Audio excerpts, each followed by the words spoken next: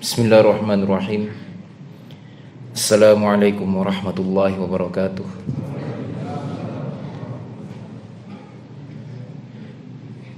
Alhamdulillah rabbil alamin, wassalatu wassalamu ala asyrafil anbiya'i wal mursalin nabiyina Muhammadin wa ala alihi wa sahbihi ajma'in, amma ba'du. Jamaah salat isya dan salat tarawih rahimani wa rahimakumullahu jami'an. Bersyukur kita kepada Allah Subhanahu wa ta'ala atas segala nikmatnya, terutama nikmat hidayah yang dimasukkan kepada hati kita masing-masing, sehingga kita masih memasuki malam yang ke-21 dari bulan Ramadan ini dalam keadaan beriman, dalam keadaan bersemangat beribadah kepada Allah Subhanahu wa ta'ala.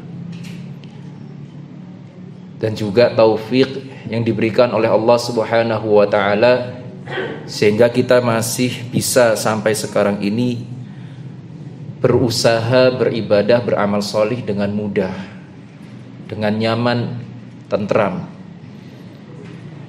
jauh dari rasa takut, jauh dari ancaman-ancaman orang-orang yang jahat dan lain sebagainya. Maka senantiasa kita panjatkan syukur kepada Allah Subhanahu wa ta'ala dengan terus berusaha beribadah tanpa henti, dan juga berdoa kita terus kepada Allah Subhanahu wa ta'ala agar senantiasa yang telah kita upayakan itu diterima, dijadikan sebagai sebab dihapuskannya dosa, sebab ditinggikannya derajat, sebab kita dilindunginya dari api neraka dan dimasukkan kita ke dalam rahmatnya di surga. Allahumma.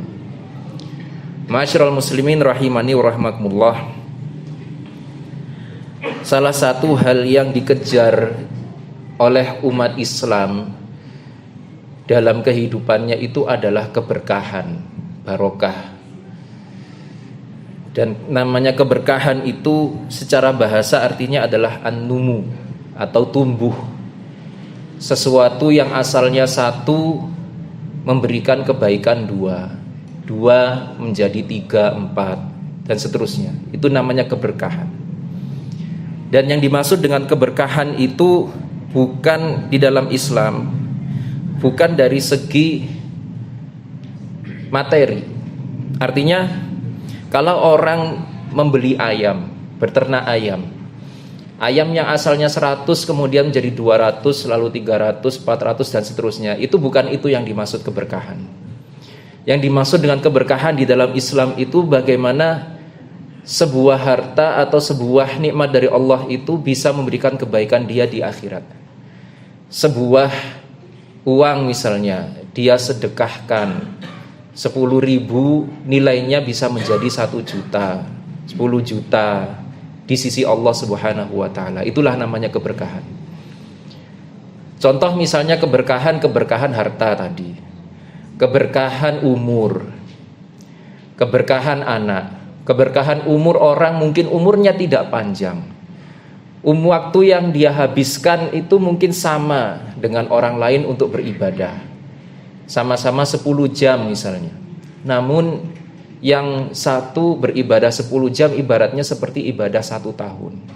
Yang satu ibadah 10 jam namun ibaratnya seperti ibadah 5 jam, malah kurang.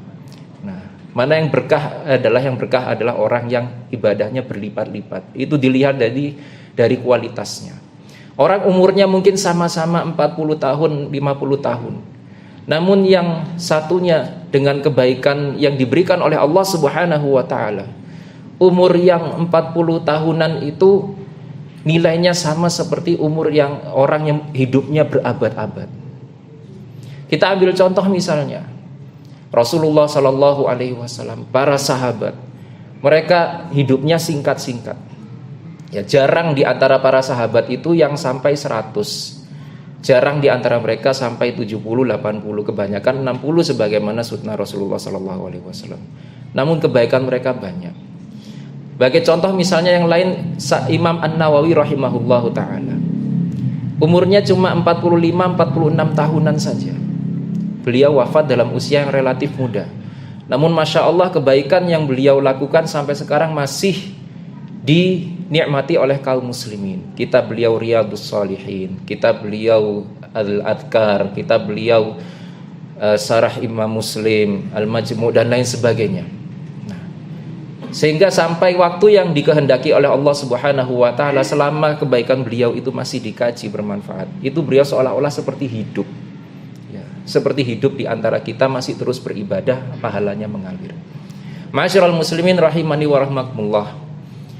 Nah, salah satu kunci keberkahan itu sebagaimana firman Allah Subhanahu wa taala dalam surat Al-A'raf ayat 96. Allah Subhanahu wa taala mengatakan, "Walau anna ahlal qura amanu wattaqau lafatahna 'alaihim barakatim minas sama'i wal ard walakin kadzabu fa akhadnahum bima kanu yaksibun." Seandainya para penduduk negeri, maksudnya adalah penduduk negeri para nabi yang disebutkan sebelum ayat itu, Nabi Nuh, Nabi Hud, Nabi Saleh dan lain sebagainya, mereka itu amanu, beriman, wattaqau, dan bertakwa. Dua disebutkan oleh Allah Subhanahu wa taala, syaratnya beriman dan bertakwa. Maka pasti akan kami bukakan kepada mereka keberkahan dari langit dan bumi. Namun mereka mendustakan, maka kami ambil mereka dengan apa yang kami hukum mereka dengan apa yang telah mereka kerjakan. Ma'asyiral muslimin rahimani wa rahmakumullah.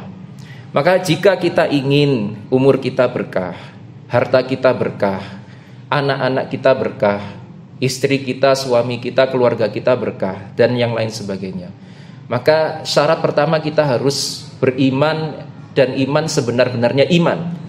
Bukan iman hanya sekedar mengaku beriman, namun iman dengan melaksanakan semua syarat-syaratnya dan juga menjauhi semua pembatal-pembatalnya. Karena mengaku beriman itu mudah. Orang bisa saja mengaku saya beriman, namun pada hakikatnya dia belum melaksanakan syarat-syaratnya, pembatal-pembatalnya. Seperti dia harus mengimani sifat-sifat Allah dan lain sebagainya, dia harus menjauhi syirik dan lain sebagainya. Dan banyak hal itu bukan di sini pembahasannya. Nah, kemudian yang kedua, dia harus bertakwa. Bertakwa itu sebagaimana sudah kita pahami, melaksanakan perintah Allah dan menjauhi larangan-larangannya. Dan tidak hanya sebatas itu, sesuai dengan apa yang diinginkan oleh Allah, sesuai dengan apa yang dicontohkan oleh Rasulullah SAW. Karena orang bisa saja mengatakan saya sudah sholat, saya sudah puasa, saya sudah zakat dan lain sebagainya, namun ternyata belum betul, belum sesuai dengan aturan yang ditunjukkan oleh Rasulullah SAW. Karena salah satu fungsinya, tujuan Rasulullah itu diutus untuk menunjukkan kepada kita bagaimana kita itu beribadah. Nah, kalau kita itu dibebaskan oleh Allah beribadah sebebas-bebasnya, buat apa Rasulullah itu diutus dengan mencontohkan cara sholat dan lain sebagainya. Nah, kalau sudah dua itu diamalkan, insya Allah pasti akan berkah yang terjadi dalam perniagaannya, dalam dia mendidik anaknya, dalam dia mendidik, mentarbiyah keluarganya, dalam dia berinteraksi dengan sesamanya dan lain sebagainya.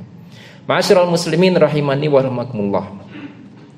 Contoh pengamalan mencari berkah yang dicontohkan oleh Rasulullah sallallahu alaihi wasallam. Di dalam sebuah hadis beliau mengatakan, ya, Man kanatil akhiratu hammahu. Man kanatil akhiratu hammahu.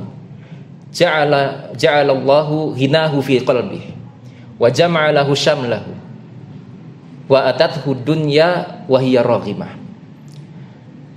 Wa man kanatid dunya hammahu ja'ala faqrahu baina 'ainayhi wa farraqa syamlahu wa la ta'tihi minad dunya illa ma qaddaralah.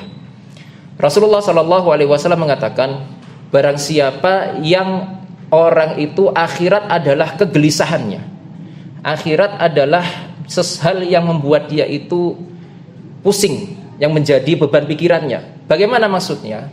Dia yang selalu dia pikirkan itu adalah, apakah ibadah saya itu sudah cukup untuk menyelamatkan saya dari neraka? Apakah ibadah saya itu sudah cukup untuk memasukkan saya itu ke surga? Apakah ibadah saya itu sudah benar? Apakah perniagaan saya itu sudah benar? Apakah interaksi saya dengan orang lain itu sudah sesuai dengan apa yang diridhoi oleh Allah Subhanahu wa taala? Itu namanya akhirat adalah kekhawatirannya. Dia senantiasa khawatir dengan keadaannya di akhirat. Maka akan dijadikan oleh Allah Subhanahu wa taala, dijadikan ke dalam hatinya rasa cukup. Dia tidak butuh dengan makhluk. Dia tidak butuh dengan benda-benda lainnya. Cukup dengan apa yang diberikan oleh Allah Subhanahu wa taala. Kemudian Allah berikan dia kekuatan untuk menghadapi apa yang dia rasakan dari segala kesusahan, untuk meraih apa yang dia inginkan. Dan Allah Subhanahu wa taala akan menjadikan dunia itu datang kepadanya dalam keadaan tunduk. Kalau dia diberi oleh Allah Subhanahu wa taala sejumlah uang, sejumlah harta, jadilah uang itu sesuatu yang dia anggap rendah dan dia kuasai sebaik-baiknya, bukan sesuatu yang justru dibalik menguasainya. Kalau dia diberi harta ini, harta itu, dia diberi anak, diberi istri, diberi suami dan lain sebagainya, itu menjadikan dalam hatinya hal-hal seperti itu adalah sesuatu yang dia anggap rendah, dalam artian tidak menguasai dia, tidak menguasai hidupnya. Sedangkan kebalikannya, orang yang kekhawatirannya adalah dunia saja, atau lebih banyak mengkhawatirkan dunianya. Yang dia khawatirkan, aduh bagaimana caranya saya tidak merugi, bagaimana caranya agar harta saya aman, bagaimana caranya agar anak saya ini berprestasi, bagaimana caranya agar misalnya rumah saya ini segera bisa direnovasi, bisa dibangun lebih bagus, dan seterusnya dan seterusnya. Nah, maka akan Allah Subhanahu wa taala jadikan kefakiran di hadapan matanya. Dia selalu kemanapun dia memandang, dia selalu merasa butuh, selalu merasa kurang. Diberi oleh Allah Subhanahu wa taala sekian hartanya, ketika melihat orang lain dia merasa, waduh, kurang kalau saya tidak memiliki seperti dia. Saya kurang kalau tidak memiliki seperti itu juga. Kemudian Allah Subhanahu wa taala farraqa syamlahu, kekuatannya dicerai-beraikan. Berapapun yang dia miliki dari kekuatan materi, maka akan dijadikan lemah dalam menghadapi kesulitan yang diturunkan oleh Allah Subhanahu wa taala. Dia diberi ujian, misalnya keluarga yang mengganggu, anak yang tidak berbakti, istri yang mengganggu atau suami yang mengganggu dan lain sebagainya. Maka semua kekayaan yang dia miliki itu seolah-olah tidak berarti. Kemudian tidak datang kepada dia dunia itu kecuali apa yang dituliskan untuknya. Artinya apa? Seperti yang tadi kita contohkan, kita jelaskan, kalau dia ditulis oleh Allah Subhanahu wa taala dia dapat harga 1 miliar misalnya, uang 1 miliar.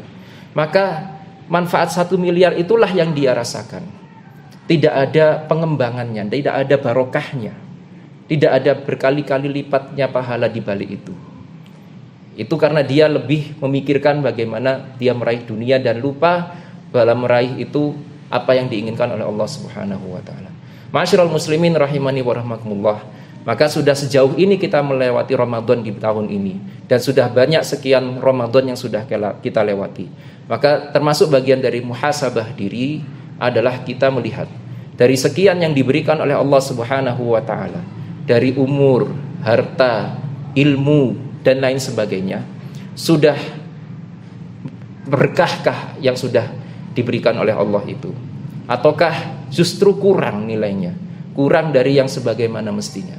Oleh karena itu, umur yang masih diberikan oleh Allah Subhanahu wa taala ini, hendaklah kita senantiasa berusaha sebaik-baiknya untuk memanfaatkannya. Janganlah kita disibukkan dengan hal-hal yang tidak penting. Rasulullah bersabda, min husni islamil mar'i tarkuhu ma la ya'ni. Baiknya Islamnya seseorang itu meninggalkan apa yang tidak penting baginya. Tidak pentinglah orang itu nikah dengan siapa, orang itu dia apakah dia baru cerai, apakah dia misalnya baru sakit ini sakit itu, atau misalnya orang itu baru berbuat ini berbuat itu bukan urusan kita.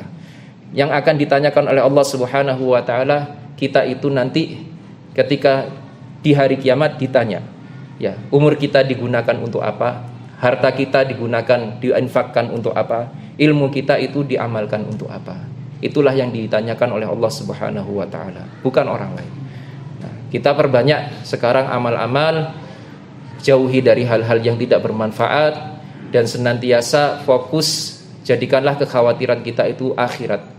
Siapa tahu apa yang sudah kita kerjakan selama ini ternyata masih nol atau masih sia-sia, tidak sebanyak yang kita bayangkan karena kurangnya atau tidak baiknya niat kita, atau ternyata tidak benarnya cara kita dalam beribadah. Semoga bermanfaat. Saya mohon maaf apabila ada kekurangan. Ada benarnya semua dari Allah Subhanahu wa taala semata.